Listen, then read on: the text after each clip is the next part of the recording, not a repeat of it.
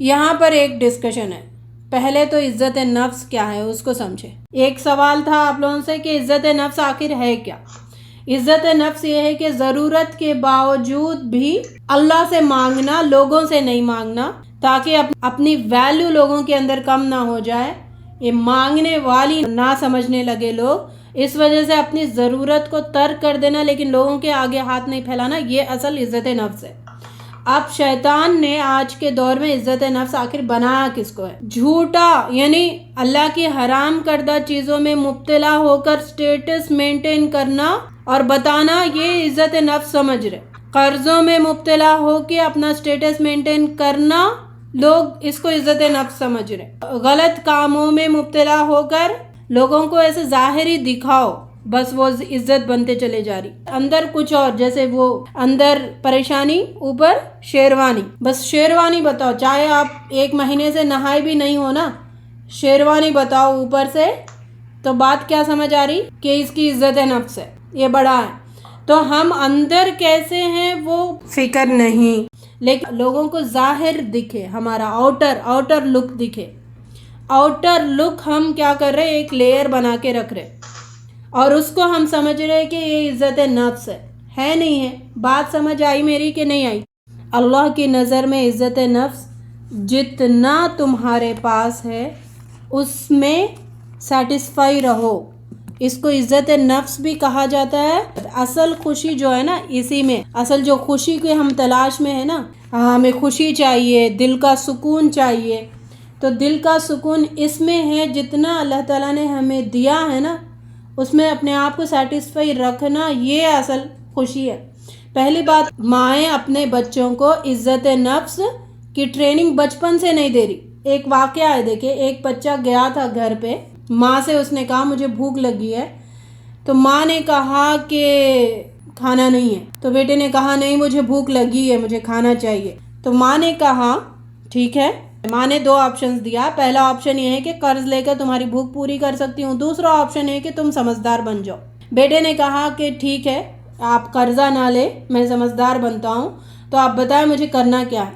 تو ماں نے کہا کہ ابھی تمہارے والد پیاز اور روٹی کھا کر وہ گئے، کھایا جاتا ہے، بھوک میں کھا سکتے ہیں. تو بیٹے نے کہا ضرور آپ لے کے آئے، میں کھا لوں گا.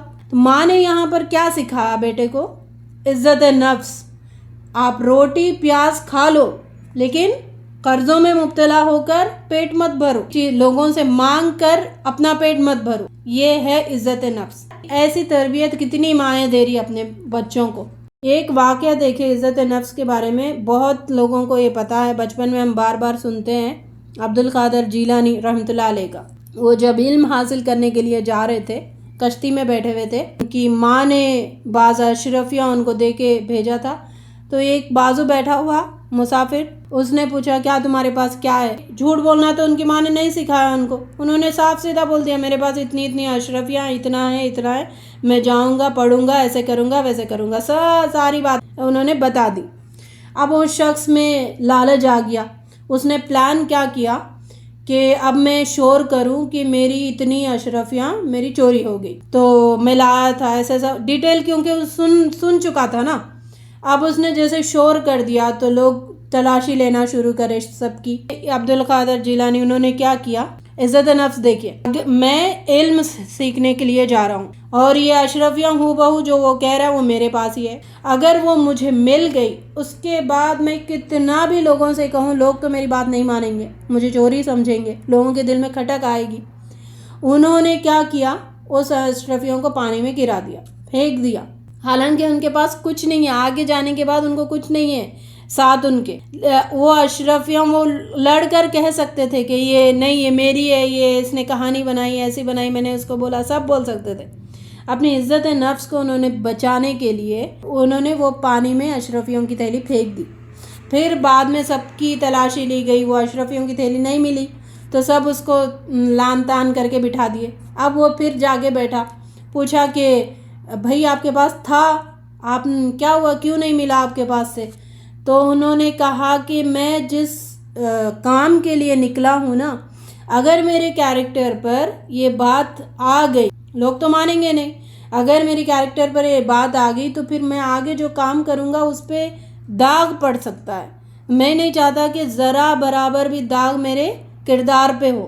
تو انہوں نے اپنی عزت نفس کو بچانے کے لیے کوشش بھی نہیں کی کہ یہ آگے میرے ساتھ کیا ہوگا، انہوں نے اس کو پانی میں پھینک دیا. یہ ہوتا ہے عزت نفس، اپنی عزت کو بچانا، اپنے نفس سے کوئی کمپرومائز نہیں کرنا. اللہ تعالیٰ ہمیں یہ جذبہ عطا فرمائے.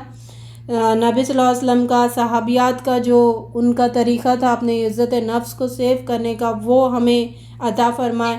اور بڑے بڑے جو علماء گزر چکے ہیں ان کی زندگیوں سے ہمیں سبق حاصل کرنے والا بنائے.